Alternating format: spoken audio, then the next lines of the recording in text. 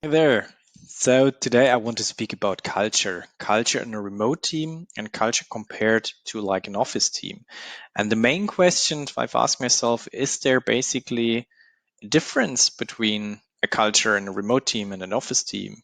Do we need like different company culture when we work remotely? And I think to start with that, yes, that's my assumption. I think that's the case. And why basically?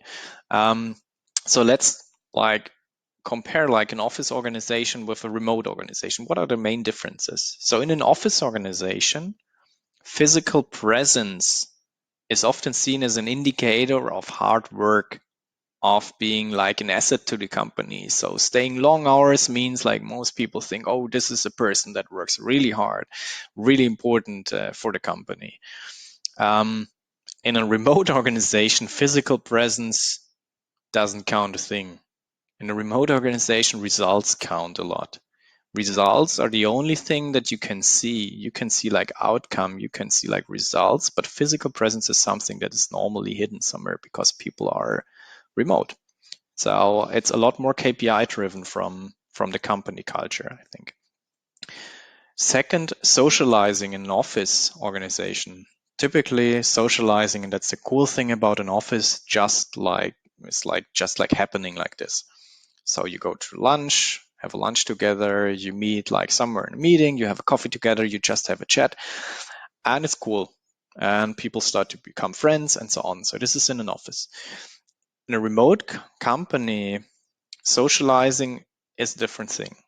It's not just like happening. So I think in a remote company, you really need to work on socializing. You need to create opportunities for your coworkers and colleagues to socialize, to meet, like virtual coffee breaks, icebreakers in a meeting so people can really have a chat and learn something about each other. There are a lot of cool instruments you can use and implement into your remote team to help you to create like a cool company culture and to socialize. And this is something I think very important.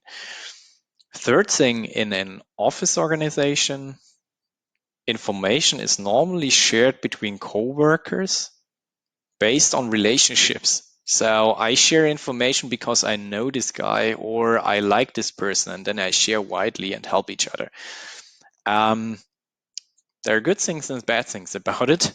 I don't want to judge, but I think in a remote organization, on the other hand, information and the flow of information is something that can really be controlled and should be controlled by the company. And I don't mean like in a negative way. So basically, in a remote company, you can work like with transparency. So you can share knowledge publicly, like to everybody in the company. You can create a wiki, you can share like guides how to do certain things. So knowledge is not something, not a privilege or something. It's not like one person, this person likes me, he or she shares information. No, it's like accessible for everybody. And it's also easy to understand and control it basically and say, okay, this is the one source, this is what and how we do it, and here's the guide. So I think it's easier to control like in a remote organization. So overall, I think from my personal experience at Filestage, we're working for a couple of years now remotely.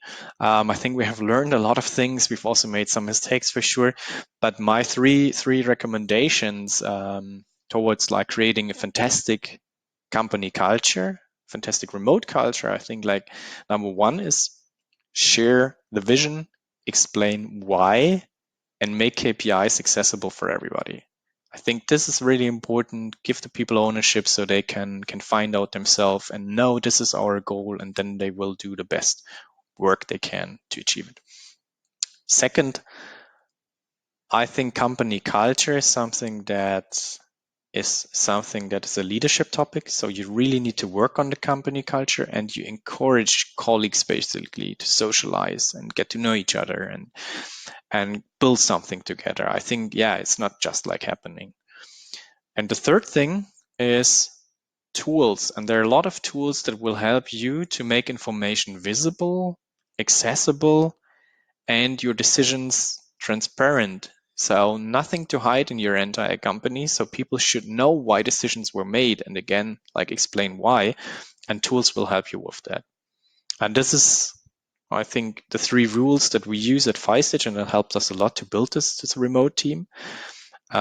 But yes, I'm really looking forward to understand how you see it. So what do you think is the difference between an office culture and a remote culture? I'm sure there are a lot of other differences that you have experienced.